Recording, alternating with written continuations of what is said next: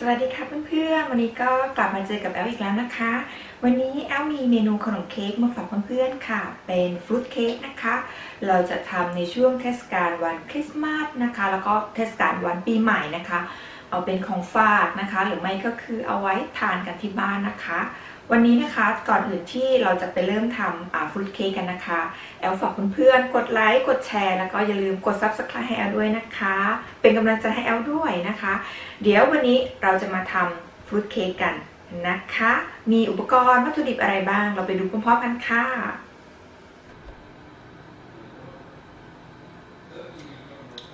ก็มาแล้วค่ะมาแอลเตรียมทุกอย่างไว้เรียบร้อยแล้วนะคะมีอะไรบ้างนะคะมีแป้งอเนกประสงค์นะคะมีผงฟูนะคะมีผงฟูมีเกลือนิดหน่อยนะคะมีเกลืออันนี้คือเกลือนะคะมีเกลือแล้วก็มีน้ำตาลทรายนะคะน้ำตาลทรายนี่แอลแนะนำให้ใช้เป็นแบบปั่นละเอียดเลยนะคะแล้วก็มีไข่แดง4ฟองมีไข่ไก่4ฟองนะคะแล้วก็มีเนยนี่ก็คือแอลก็ตัดไว้เรียบร้อยแล้วนะคะเนยนะคะเนยก็คือตัดไว้เรียบร้อยแล้วนะคะเนยที่อุณหภูมิห้องนะคะแล้วก็ผลไม้หมักนะคะเป็นผลไม้หมักเหล้านะคะตรงนี้นะคะใครอาจจะหมักสักประมาณ 1-2 วันก็ได้นะคะแต่ว่าแอลก็คือแอลหมักไปประมาณ1อาทิตย์นะคะเดี๋ยวแอลจะมาชั่งผลไม้ที่แอลหมักนะคะชั่งเราจะไม่เอาน้ำนะคะเราจะไม่เอาตัวเหล้าในนี้นะคะเราจะไม่เอาตัวเหล้าในนี้นะโอเคเรียบร้อยนะคะแอลก็จะเดี๋ยวมาชั่งตัวผลไม้แห้งกันนะคะไอผลไม้หมักกันค่ะโอเคค่ะ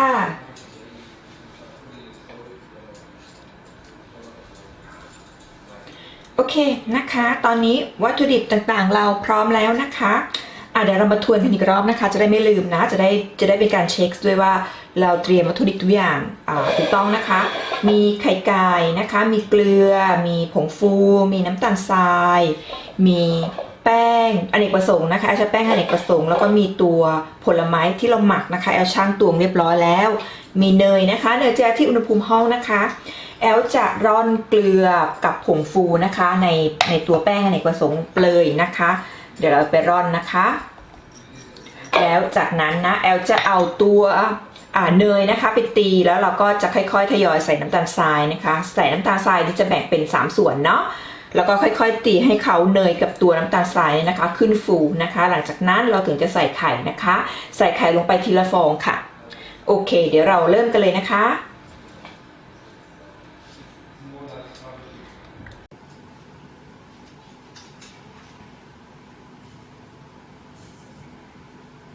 ค่ะก่อนอื่นนะคะแอลก็จะใช้เป็นหัว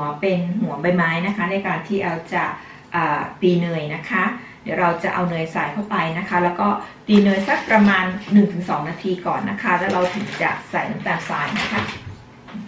เอาใส่เนยลงไปแล้วนะคะก็เปิดสปีดไปที่เบอร์ 1ค่ะ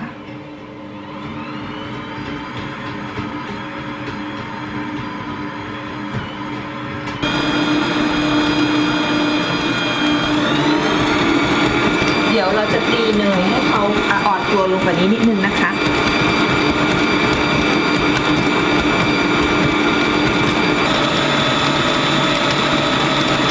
ทยอยใส่น้ำตาลไปนะคะทีละส่วนนะคะใส่น้ำตาลไปทีละส่วนนะคะแบ่งใส่ทั้ง3ส่วนค่ะทีละนิดนะคะ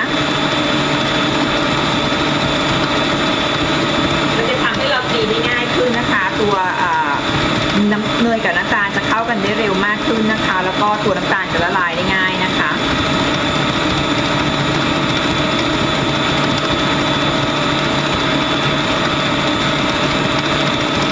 แล้วจะตีน้ำตาลแต่ละรอบน้ำตาลกับเนยแต่ละรอบอย่างละ1 นาทีนะคะรอบละ1 นาทีนะ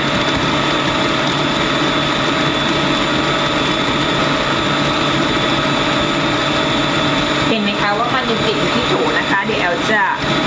ปิดเครื่องแล้วก็เดี๋ยวจะปาดอ่างค่ะยกขึ้นมานะคะแล้วเราก็ใช้ตัวไม้พายนะคะปาดอ่างนะคะ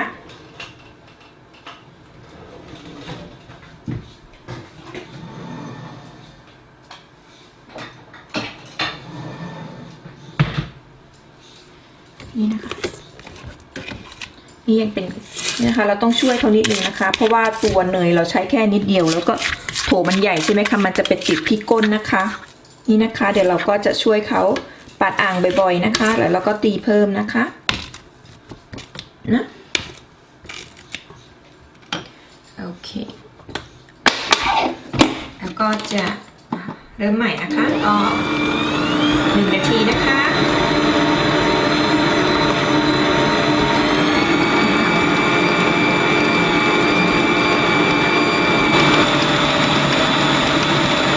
เดี๋ยวเรา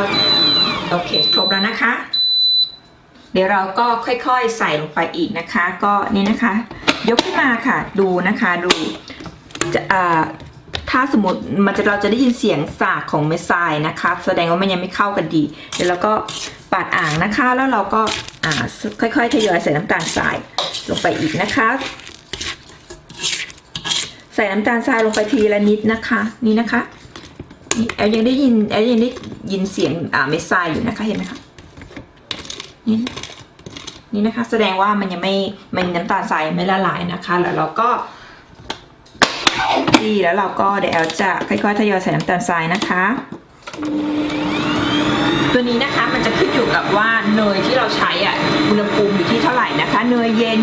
เนยนิ่มนะคะจะทำให้ละลายง่ายแล้วก็น้ำตาลทรายนะคะปั่นให้ละเอียดนะคะแล้วก็จะใส่ส่วนที่2ลงไปค่ะ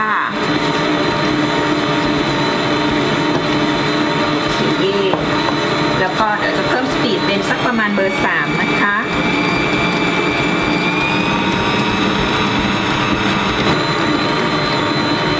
แอลจะใส่น้ำตาลรอบสุดท้ายแล้วนะคะแล้วก็แอลก็จะเปิดตีต่อประมาณ8 นาทีนะคะถ้าเกิดสมมติช่วงนี้นะคะใครที่น้ำตาลละลายหมดแล้วฟูหมดแล้วก็ไม่ต้องตีถึง8 นาทีเหมือนแอลนะคะอันนี้ก็คือเป็นน้ำตาลรอบสุดท้ายนะคะแอลจะตีไปต่อไปนะคะ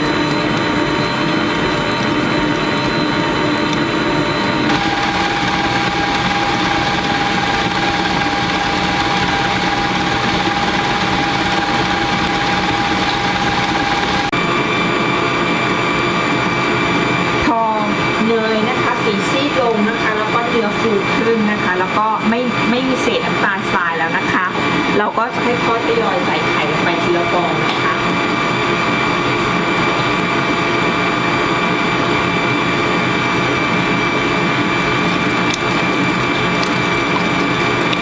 ก็คือจะต้องตีให้ไข่ที่เราเทลงไปนี่นะคะแต่ละฟองเนี่ยนะคะให้มันเข้ากันดีกับเนยนะคะแล้วถึงจะใส่ตัวถัดไปนะคะถึงจะใส่ฟองถัดไปนะคะ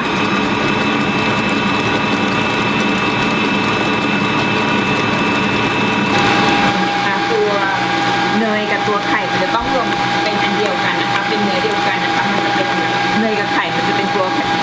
รวมกันเข้าไปนะคะเราถึงจะใส่ไข่ฟองต่อไปนะแล้วจะค่อยๆใส่ไข่ฟองต่อไปค่ะใส่ทีละฟองนะคะแล้วเปิดไปที่สปีดกลางนะคะ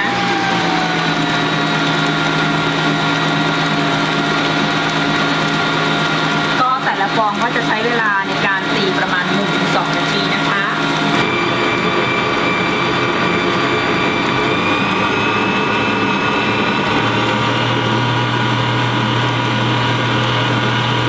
ฟองที่3ลงไปนะคะ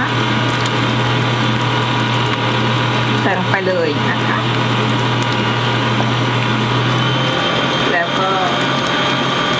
ตีให้เข้ากันนะคะแล้วใส่ฟองที่3ลงไปแล้วนะคะก็จะใส่ฟองที่4ลงไปนะคะเดี๋ยวตีเสร็จแล้วจะมาให้ดูนะคะอันนี้นะคะเป็นลักษณะที่แอลบอกเพื่อนๆว่าเนี่ยคือมันยังไม่เข้ากันเห็นไหมคะมันยังแบบเนี่ยคือเนยมันยังไม่จับตัวเป็นก้อนนี่เห็นไหมคะมันแยกออกจากกันอันนี้ยังไม่ได้ที่นะคะเราจะต้องตีจนเนยกับไข่เนี่ยมันเข้ากันเป็นเนื้อเดียวกันนะคะอันนี้คือยังไม่ได้นะคะเดี๋ยวจะให้เพื่อนๆดูนี่นะคะเนี่ยมันจะเป็นลักษณะประมาณนี้เห็นไหมคะนี่มันจะเป็นลักษณะประมาณนี้มันยังไม่ได้เป็นนี่มันยังลักษณะเป็นแยกกันอยู่นะคะอันนี้ยังไม่ได้ที่นะคะแล้วทีนี้เราก็ค่อยๆตีต่อค่ะ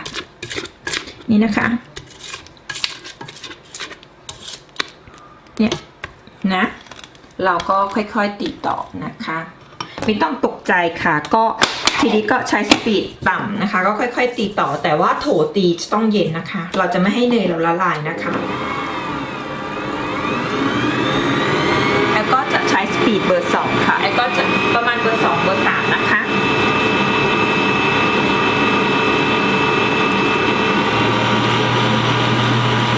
เราก็จะต้องจับดูโถตีเราตลอดเวลานะคะว่าโถตีเราเย็นหรือเปล่าเพราะถ้าสมมติว่าโถตีเราเย็นนั่นหมายความว่าเนยเราจะยังไม่ละลายนะคะ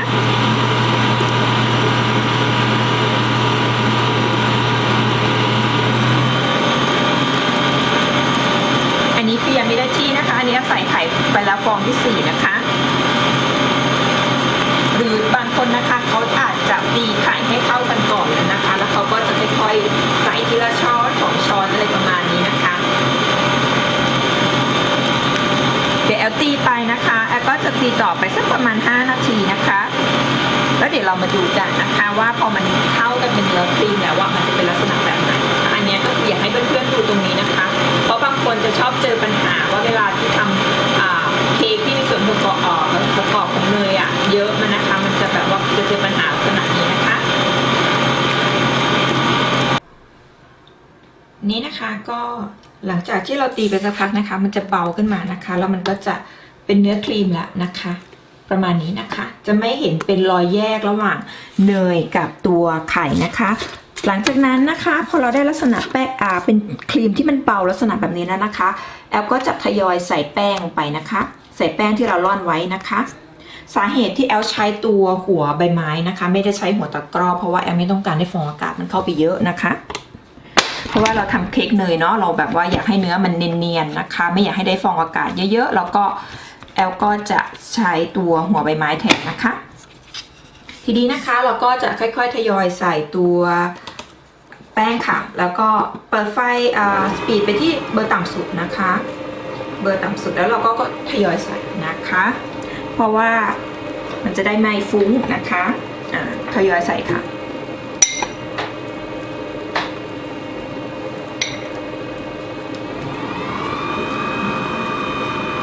ถ้าเกิดสมมติว่าใครที่ตีไปแล้วสักพักหนึ่งยังเนยกับตัวไข่นี่ยังไม่เข้ามาสักทีนะก็ไม่ต้องตกใจนะคะทำแบบที่แอลบอกค่ะก็ค่อยๆใส่ตัวแป้งที่เราร่อนไว้นะคะใส่ลงไปทีละ1 ช้อนโต๊ะแล้วก็ตีต่อนะคะเรื่อยๆนะคะสักพักหนึ่งมันจะเข้ากันเองค่ะไม่ต้องตกใจนะคะ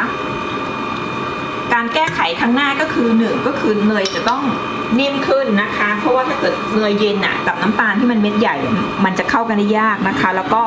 เราใส่ไข่เราค่อยๆทยอยใส่นะคะเราอย่าใส่ไปทีละเยอะๆนะคะเราใส่ไปทีละฟองนะคะหรือไม่ก็คือตีไข่ก่อนนะคะแล้วเราก็ค่อยๆใส่ลงไปทีละ1 ช้อนโต๊ะ2 ช้อนโต๊ะอะไรประมาณนี้นะคะตรงนี้อาจจะใช้สปีดต่ำสุดนะคะอาจจะใช้สปีดแค่เบอร์1นะคะบางแต่ก็จะค่อยๆทยอยใส่แป้งไป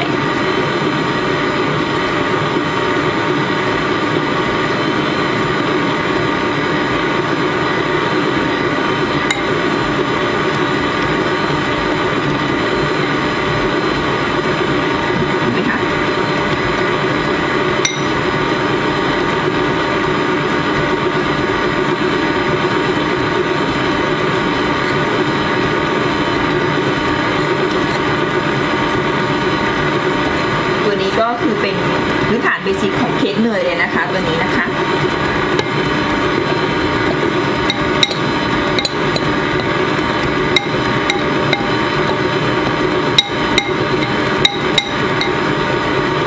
นะคะก็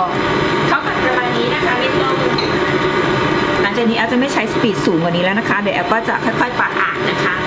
ให้เศษแป้งลงไปหมดนะคะแล้วเราก็จะค่อยๆทยอยใส่ตัวผลไม้หมักนะคะ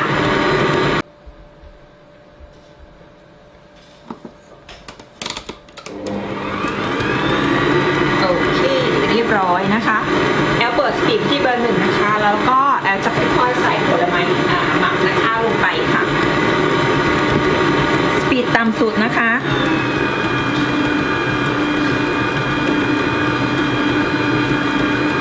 ผลไม้หมักเนี่ยแอลจะกรองเอาแต่ตัวผลไม้นะคะจะไม่เอาน้ำมันลงไปนะตัวน้ำเชื่อมนะเดี๋ยวเราจะเอาไว้พรมเค้กนะคะ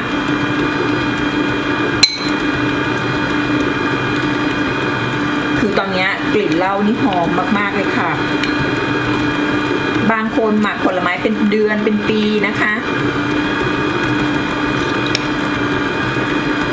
ตัวผลไม้เนี่ยก็คือแล้วแต่เราชอบนะคะแอลก็จะใช้ลูกเกดนะคะมีลูกเกดมี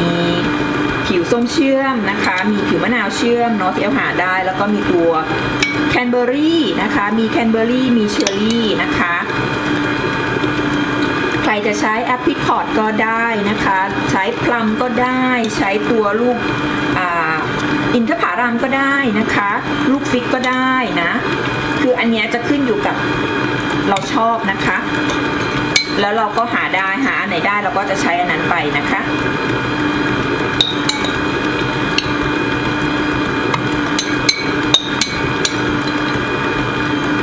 พวกผิวส้ม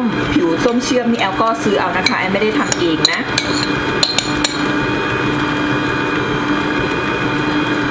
เห็นไหมคะ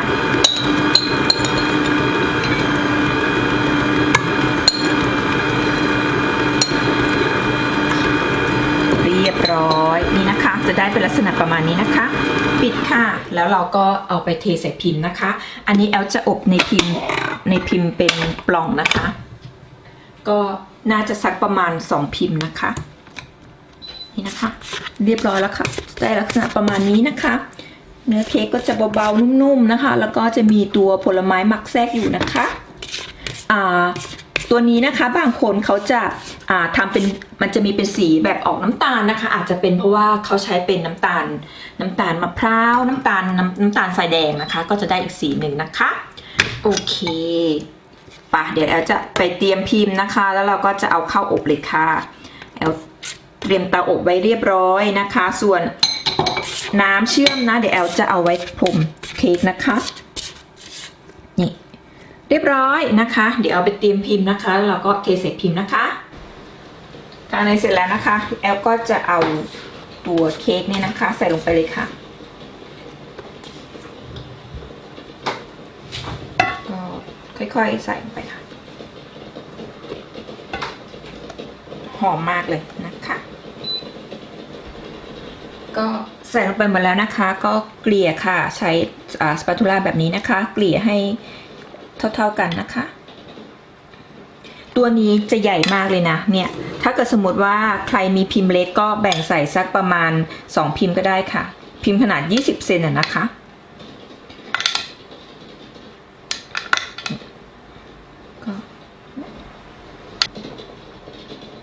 วิธีการอบนะคะแอลวอร์มเตาไปที่180องศานะคะแอลจะค่อยๆลดไฟลงนะคะประมาณ15นาทีแรกนะคะแอลจะใช้ไฟที่180องศานะคะแล้วหลังจากนั้นแอลจะลดไฟลงเหลือสักประมาณ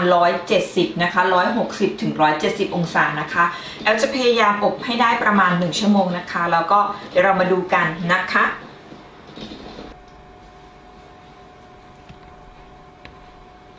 โอเคค่ะเดี๋ยวเรามาดูส่วนผสมในตัวของผลไม้นะคะผลไม้ที่แอลใช้หมักนะคะผลไม้ทั้งหมดเนี่ยจะใช้ประมาณ530กรัมนะคะ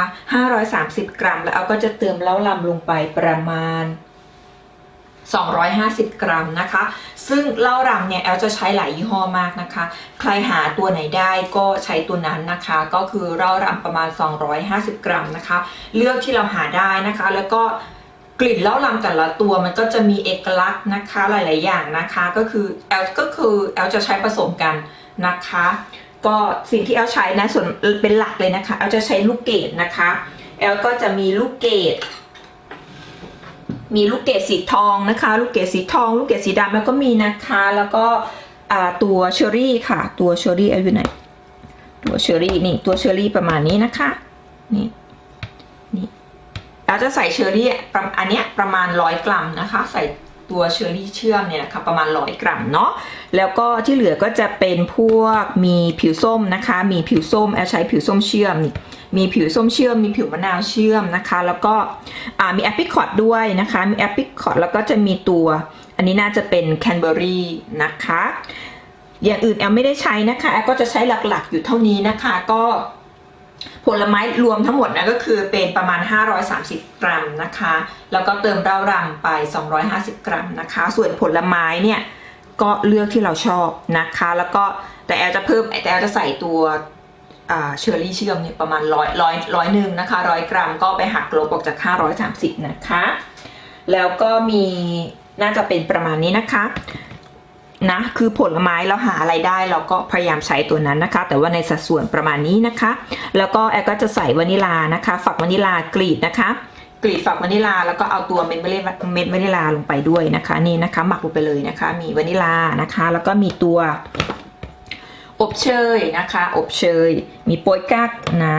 อบเชยโป๊ยกั๊กใส่ลงไปแล้วก็มีตัวนี้จะเป็นคาร์ดามอนค่ะนี่ตัวนี้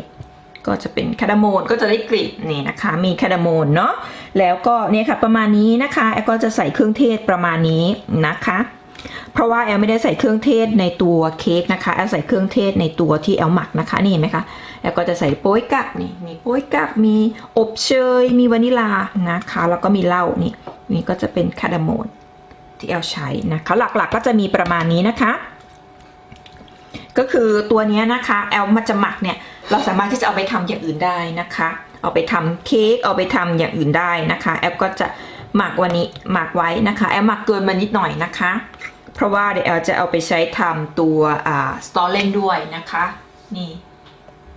โอเคผลไม้หมักเราเรียบร้อยแล้วนะคะก็หลายคนจะสงสัยนะคะที่แอลจะชอบบอกเสมอนะคะว่าในการทำเค้กเนยนะคะเราจะใช้เนยที่เย็นแต่นิ่มเนยที่เย็นแต่นิ่มเป็นยังไงนะคะเดี๋ยวแอลจะทำให้ดูนะคะอันนี้คือเป็นเนยที่แอลออกมาจากตู้เย็นนะคะแล้วแอลก็มาวางทิ้งไว้ที่อุณหภูมิห้องนะคะมันจะมี2อันนะคะอันนึงก็คือแอลวางไว้ประมาณ1 ชั่วโมงอันนึงก็ประมาณ30 นาทีนะคะเดี๋ยวเราจะมากดดูนะคะแอลจะกดตัวนี้ก่อนนะคะตัวนี้นะคะอันนี้นะคะกดลงไปเย็นนะคะแต่แบบกดลงไปยากมากนี่นะคะกดลงไปยากมากอันนี้คือยังไม่ได้ที่เนี่ยคือมันเย็นอยู่แต่ว่าเรากดนิ้วลงไปได้อีกอันนึงนะคะเห็นไหมคะเนี่ยอันนี้มันแตกเห็นรอยแตกไหมเดี๋ยวจะให้ดูรอยแตกนี่อันนี้มันแตกเห็นไหมคะถ้ามันแตกเนี่ยแสดงว่ามันยังเย็นอยู่นะคะเราก็พักไว้ก่อนนะคะเราก็พักไว้ก่อน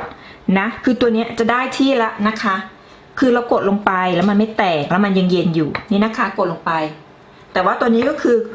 เวลาลักษณะที่เรากดลงไปมันจะกดลงไปโดยที่เราไม่ต้องใช้แรงมากนะคะแล้วก็เนยก็ยังเย็นอยู่อันนี้แอลก็ยังใช้แบบคือเราใช้แรงกดลงไปนิดนึงนะแต่อันนี้ก็คืออันนี้เกือบได้แต่อันนี้ยังดูลักษณะก็คือถ้ากดลงไปแล้วมันแตกอย่างเงี้ยแสดงว่ามันเย็นเกินไปเราก็ยังไม่ต้องใช้นะคะนี่นะคะง่ายๆก็คือนี่อันนี้เห็นไหมเห็นรอยแตกไหมคะเห็นไหมรอยแตกแล้วนะให้ดูรอยแตกนี่รอยแตกอย่างนี้แสดงว่ามันยังเย็นอยู่นะคะแล้วก็ทิ้งไว้สักพักหนึ่งก็คือกดลงไปแล้วมันก็นิ่มแล้วก็กดลงไปแล้วมันก็ลื่นมือนะคะเราสามารถกดลงไปได้โดยที่เราไม่ต้องออกแรงมากแต่ว่าที่สำคัญเราจับดูมันจะต้องเย็นนะคะโอเค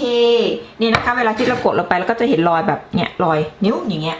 ง่ายๆนะคะแล้วตรงลักษณะที่รอยที่เรากดลงไปเห็นไหมคะมันจะเรียบแต่ว่าเราสัมผัสปุ๊บมันยังเย็นอยู่นะคะโอเคเดี๋ยวอันนี้แอลจะเอาไว้ทำพายนะคะแอลก็จะเอามาเตรียมไว้ก่อนอย่างนี้นะคะโอเคเรียบร้อยนะคะเนยเย็นแต่นิ่มอธิบายให้ฟังแล้วนะคะเดี๋ยวจะค่อยปิด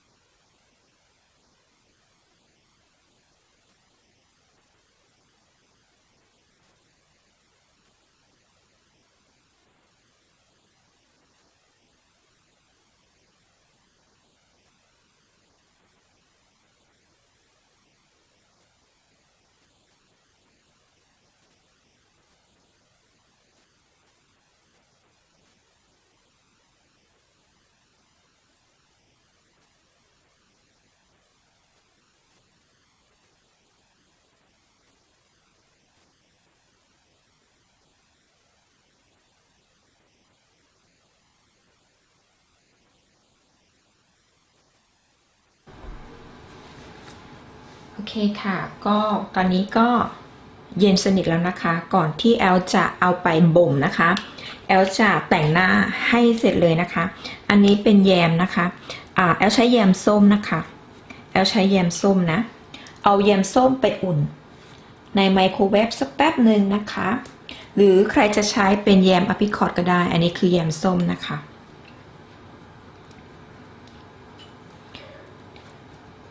เพราะว่าก่อนที่แอลจะเอาไปหมักนะคะแอลจะแต่งหน้าให้เรียบร้อยเลยนะคะก็ทาแยมส้มลงไปค่ะ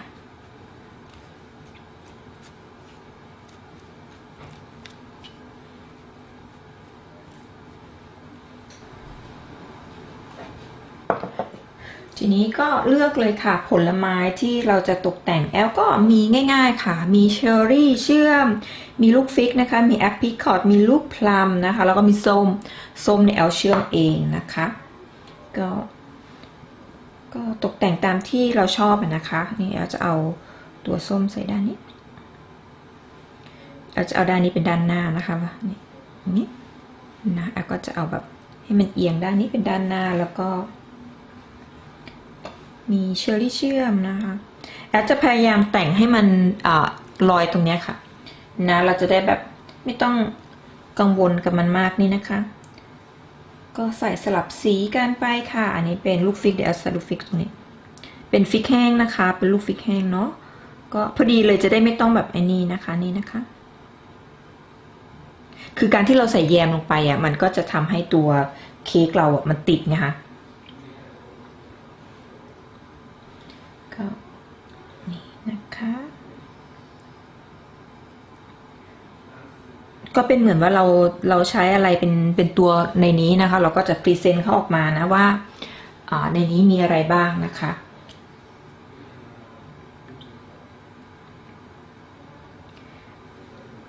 อันนี้เป็นลูกพลัม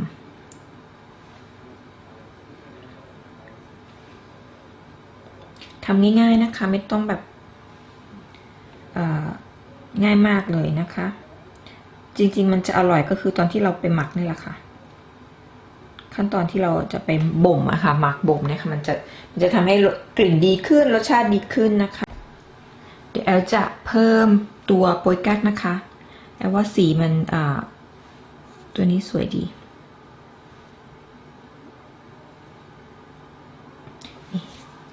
เสร็จแล้วนะคะ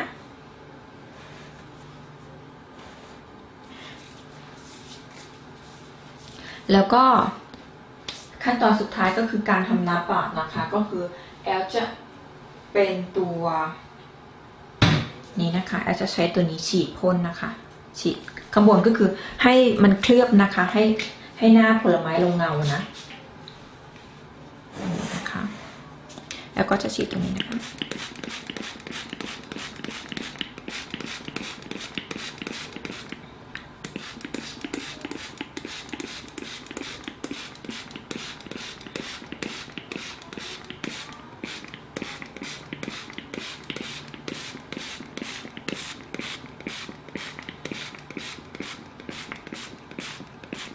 เรียบร้อย